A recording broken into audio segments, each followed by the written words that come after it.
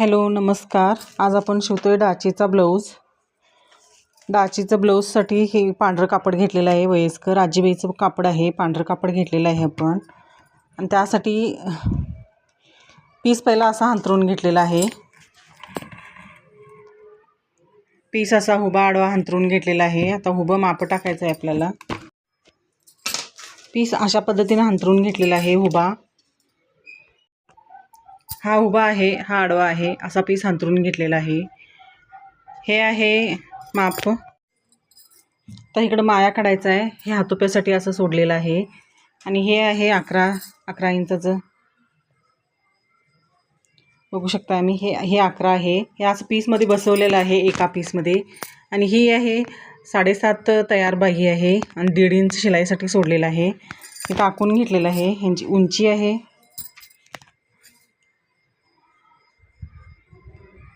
आहे पूर्ण 14. ही इथून ही पाठमागील उंची. मग पुढील त्यात भाग करून घ्यायचा आहे. मग हे 14.5 आलं. 14.5 आहे. मुंडा घेतलेला आहे. हा मुंडा 6 घेतलेला आहे बरोबर. हे 1.5 इंच ठेवून असं गोलाकार मारलेला आहे. पुढील मुंडा बी 6 घेतलेला आहे. 1 इंच पुढील 1 इंच ठेवून गोलाकार दिलेला आहे. पुढील गळा 5.5 घेतलेला आहे. मागील गळा 8 घेतलेला आहे. आणि हा पुढील आणि हा मागील आणि ही शोपट्टी असं आखून तयार झालेलं आहे.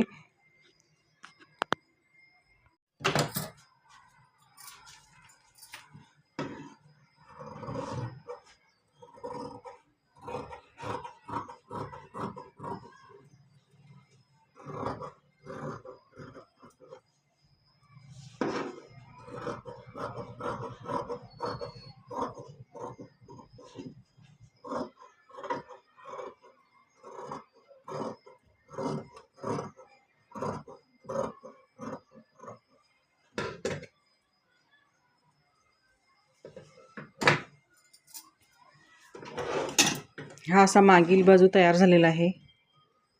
ही मागील बाजू. पुढील बाजू कटिंग करूयात.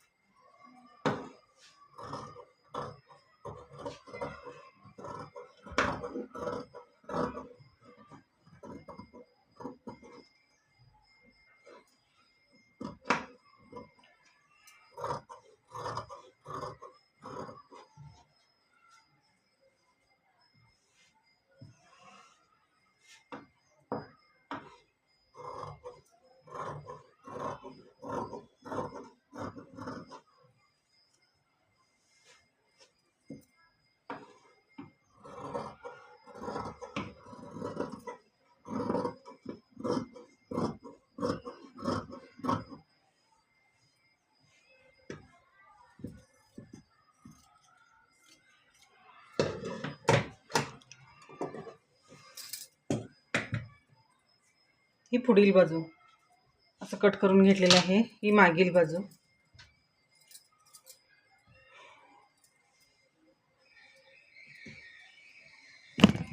पट्टी काढत आहोत आपण. शोपट्टीला वरची बाजूची उंची घेतलेली आहे 3 इंच अधिक खाली 3 इंच. 3 इंच हे 2.5 इंच खाली पण 2.5 इंच. 3 इंच हे 2.5 इंच आखून घेतलेले आहे. हेच आता हे असं करून घेऊया.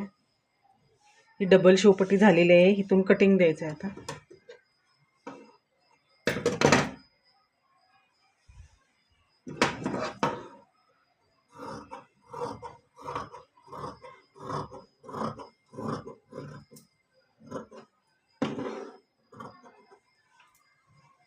शोपट्टी कटिंग झालेलं आहे.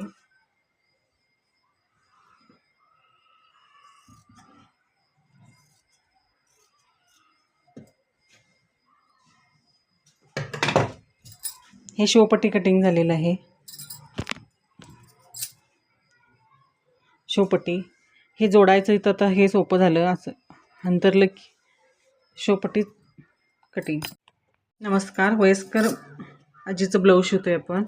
आणि हे जो इथं ह्यांचं 9 घेतलेलं आहे. भाई उंची 9 घेतलेलं आहे. भाई उंची 9 आहे. आणि हे 8.5 आहे तयार. मग आता हे कसं करायचं. इथं 1 इंच घेतलेला आहे. 1 इंचवर इथं टिक द्यायचं आहे. हे पूर्ण उंचीच घेतलेलं आहे. परत इथून घ्यायचं इथं 3.5 3.5वर टिक घेतलेला आहे. आता हे 1 इंच आणि हे 3.5 इथं हे जोडायचं आहे. हे जोडलेलं आहे. हे जोडल्यानंतर इथं मध्य काढायचं आहे. ह्याचा इथं 4 इथं मध्य आलेलं असं. आता हे असं आखून घ्यायचं आहे. मध्याच्या बाहेरच्या साईडला खालून आकार घ्यायचा आहे. पुढच्या साईडला वरून आकार द्यायचा आहे. असं कट करून घेऊया आपण बाही.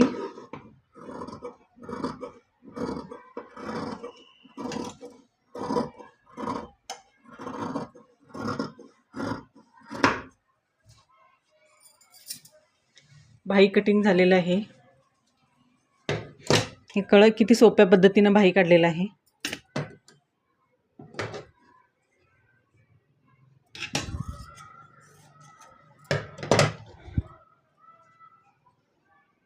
एकदम सोप्या पद्धतीनं बाही कटिंग झालेलं आहे. हे आता मच कट इथं द्यायचं आहे. मच कट आपण देऊनच टाकूया. आता मच कट पण तिथंच इथं खाली घ्यायचं आहे आणि इथं वर असा आकार घ्यायचा आहे आणि आकार देत आपल्याला मच कट काढायचा आहे.